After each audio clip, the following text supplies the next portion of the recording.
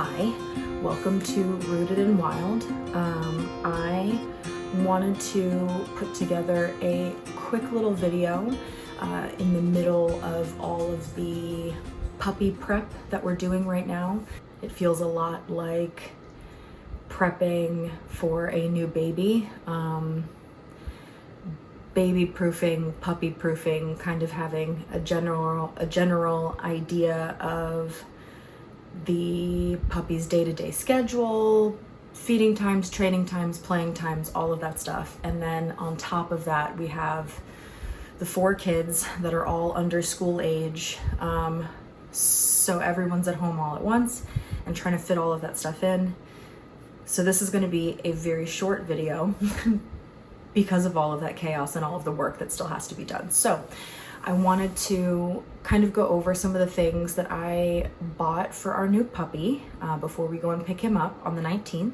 Just some really basic stuff. Some of the things I already had from previous dogs that we've had. So I'm gonna go over that stuff. A lot of, there's actually a few toys that haven't come in yet. I was hoping that they would arrive before filming this video, but they didn't get here in time. So what I'll do is I will put up like a picture or something right here. And I will also make sure that I add links for everything. Everything's really pretty basic and common. Nothing's really super niche, I guess. Let's get into it.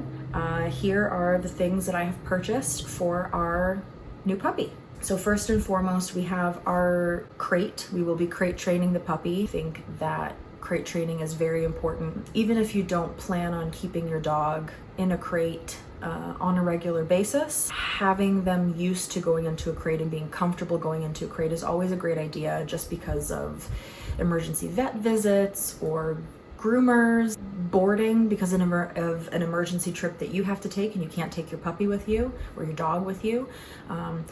For all of those reasons, I crate train and have crate trained all of my dogs. I went ahead and bought the largest size since we are getting a Newfoundland. Some of the males can get up to 180 pounds, so he's gonna be a big boy. So we went ahead and got a really big crate, but the crate that we got has a divider in it, so we're able to downsize the space for the puppy while he's still little. As far as training goes, we have this leash here, which, where was this from? Either Petco or PetSmart, I think.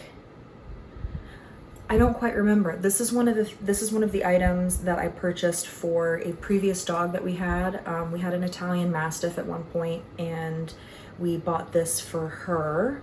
That's why it's like a peachy orange color. I wouldn't normally purchase a peachy orange color for a boy dog, but you know, it is just a leash. It's more of a my preference thing than the dog. I highly doubt that the dog is actually going to care what kind of leash it is that I'm using for them. But so anyways, we have this guy, just a short walking leash. It's not super long. It's got the D-ring hook over here on this side, so you can kind of clip this around something if you need to, which is really handy. Also, we purchased this guy separately. It's just a little doggy poop bag. Let's make sure that we clean up after ourselves, right? This was from a previous dog, so it's a little worn, it's a little dirty, but it'll do for now. I fully anticipate the puppy having some chewing issues and wanting to gnaw on everything as puppies do, so I'm sure that this will probably take a beating and not last too much longer, and I'll have to replace it with something, which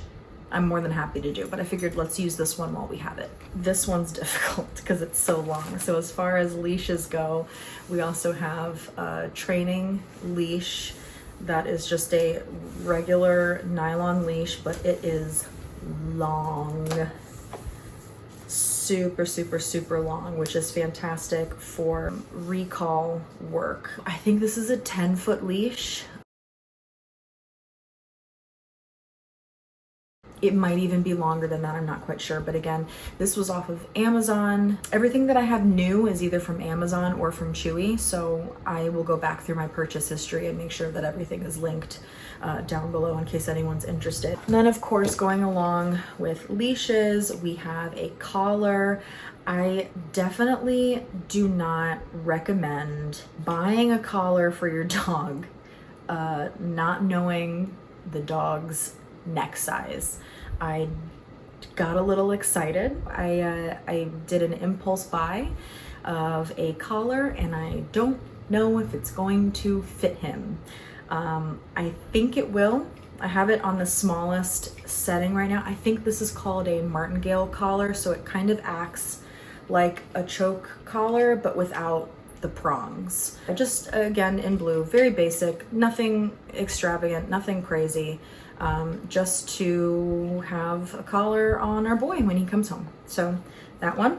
This next item I got definitely off of Amazon. I remember getting this one off of Amazon, but it is a training pouch for treats. It's a nice silicone material, so it's easy to wash. There's magnets up on the top here to help keep it closed, but then this way you're not running the hassle of like dealing with zippers and stuff if you're doing training. So there's that. And again, I got the color in teal for me. This one also came with a clicker for training as well. These two came together. Again, bought it as cheap as possible. Really didn't want anything too crazy. Not just because of the dog, but if I'm being perfectly honest, if anyone has young kids, you know that they like to get into everything. This is a pretty funny story. On Chewy, I purchased just really basic stainless steel bowls. I thought I only purchased a set of 2, but they sent 2, 4, 6, 8. They sent 8. I don't know what I'm gonna do with 8 bowls, but now I have them, so I guess I have extras if I need them. I really like stainless steel bowls just because they're so easy to clean. It makes it so much more sanitary for your dog, you know, especially if you're someone who likes to supplement their diet with more than just kibble. You don't really want to have a bunch of residue on the inside of the bowls. So just stainless steel. For me, it's always been the way to go. If there's any accidents, you know, I don't have to worry about this breaking. There were some really cute ceramic bowls that I saw online, but again, I don't want to, especially with little kids, I don't want to deal with anything breaking by accident. So stainless steel, nice and inexpensive, great way to go, easy to clean. So there's that. Then I also have a silicone mat that I purchased to put his bowls on top of, because these stainless steel bowls are not non-slip on the bottom. They do have ones that have like a non-slip coating on the bottom, but I opted just for these.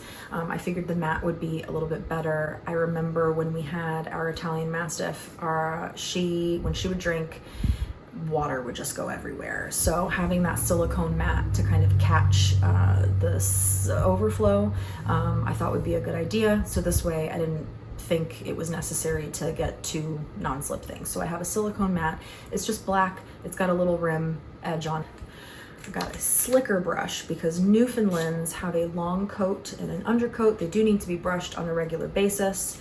And I want to start brushing him now, but I want to make sure that I desensitize him to the slicker brush, so this way he can be used to it, whether I'm the one brushing him or whether I take him to a groomer for whatever reason. This is it's got like a little button on the back for you to push, and this panel pushes out so you can take the fur off. It just makes cleaning it a little bit easier, so you're not messing, because these bristles here are like little wire things, so they are really pretty pokey. I've had one of these shoved up underneath my fingernail once, and it really did not feel good, so I don't like that. So this has a self-cleaning mechanism on it. And then of course, to keep the puppy busy, because you know he's a puppy, he's gonna want to chew on everything, I just got a Nylabone triple pack. You know, it's not anything overly exciting, but just that triple pack of puppy chews. I did get a dog food container. It came with a scoop and it came with a slow feeder bowl. I'll have that linked as well. We have currently the silicone mat that I purchased and the dog food container already out where they're gonna be.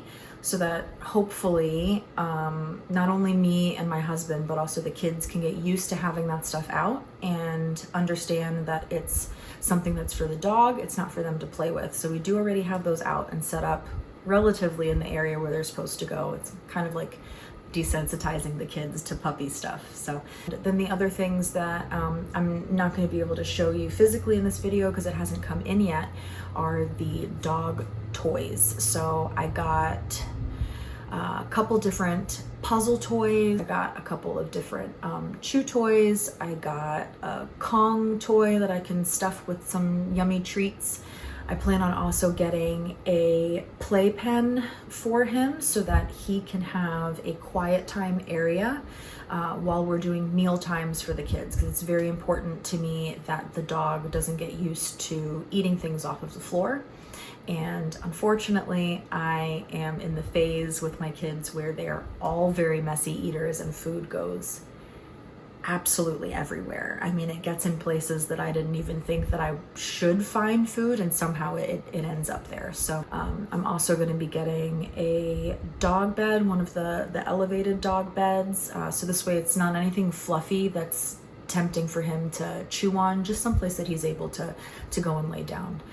So those are all of the items that I got for our new puppy. We're going to be picking up our puppy on June 19th.